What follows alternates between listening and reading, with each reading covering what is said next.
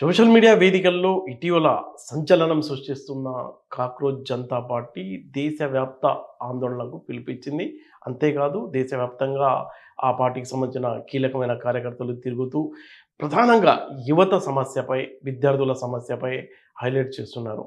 ఇప్పటికే ఢిల్లీ, లక్నో, పూణేలో తమ ఆందోళన కార్యక్రమాలని చాలా విజయవంతంగా నిర్వహించారు. రేపు అదే జూన్ 14వ తేదీ ఆదివారం నాడు ఉదయం 10 గంటలకు ఇందిరా పార్క్ ధర్నా చౌక్ వద్ద కాక్రోచ్ జనతా పార్టీ తన నిరసన వ్యక్తం చేయడానికి కావాల్సిన అనుమతుల్ని కూడా పొందింది. పోలీసు శాఖ కూడా వాళ్లకు నిరసన చేయడానికి అనుమతి కూడా మంజూరు చేశారు.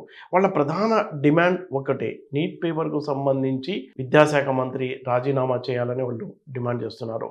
ప్రధానంగా కాక్రోచ్ జనతా పార్టీ తమను తాము చెప్పుకుంటుంది ఏంటంటే ఒక వ్యంగ్య ఉద్యమానికి సోషల్ మీడియాలో వాళ్ళు స్టార్ట్ అయ్యారు.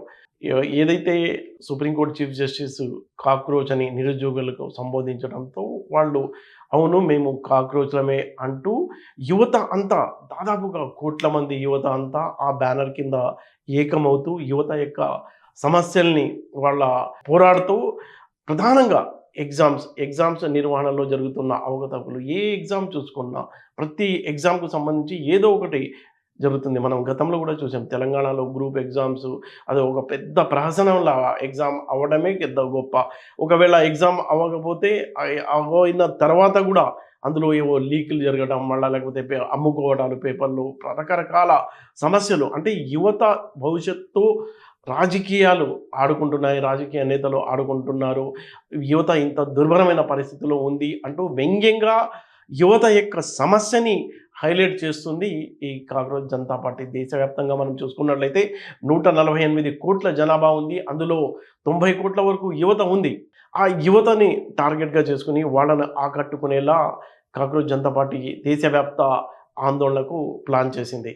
భారతదేశంలో మనం చూసుకున్నట్లయితే మొత్తంగా ఒక 97 కోట్ల ఓటర్లు ఉన్నారు. అందులో యువ ఓటర్లు 2 కోట్ల మంది ఉన్నారు. కాబట్టి ఆ యువతను తమ వైపు ఆకట్టుకోవడానికి ఒక పక్కేమో భారతీయ జనతా పార్టీకి పోటీ లేకుండా ఇప్పటికి కూడా ఒక 50-60% మోడీకి ఇప్పుడు కూడా పబ్లిక్ లైక్ చేస్తున్నారు. ఆయనే ప్రధాని కావాలని కోరుకుంటున్న నేపథ్యంలో మోడీకి దరిదాపులా వేరే పార్టీ కానీ ఎవరు కానీ లేరు. ఆ నేపథ్యంలో గట్టిగా యువతను ఒక త్రాటిపైకి తీసుకొచ్చి కేంద్ర ప్రభుత్వంపై ఉద్యమించడానికి ఒక చిన్న ప్రయత్నం, అది కూడా వ్యంగ్య ఉద్యమం సోషల్ మీడియాలో జరుగుతుందని మనం చెప్పుకోవచ్చు. అయితే ఇంత జరుగుతుంది.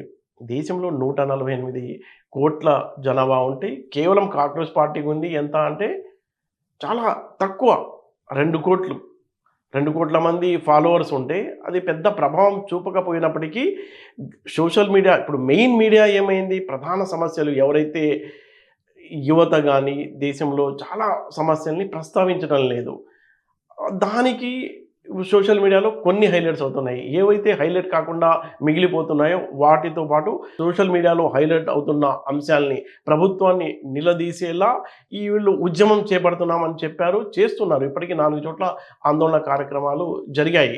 ఢిల్లీ, పూణే, లక్నో, ఇప్పుడు హైదరాబాద్లో రేపు జరగబోతుంది. దేశవ్యాప్తంగా విస్తరించి యువతను ఒక ఏకతాటిపై తీసుకురావడమే కాదు, ప్రభుత్వంపై ఒత్తిడి పెంచేలా తమ ఉద్యమం ఉంటుంది. చాలా ఒక పద్ధతిగా ఎక్కడ ఎవరికి డిస్టర్బ్ చేయకుండా, రోడ్లపై బైఠాయించకుండా, ట్రాఫిక్ని అడ్డుకోకుండా గాంధీయ మార్గంలో తమ ఉద్యమాన్ని చేస్తున్నామని వాళ్ళు ఎవరైతే కాక్రోచ్ పార్టీకి సంబంధించిన కీలక వ్యక్తులు ఉన్నారో వాళ్ళు చెప్తున్నారు. అయితే ఈ కాక్రోచ్ పార్టీ ఒక రాజకీయ పార్టీగా మారుతుందా, లేకపోతే కేవలం ఒక ట్రెండ్ లాగే మిగిలిపోతుందా అనేది రానున్న రోజుల్లో తేలిపోనుంది.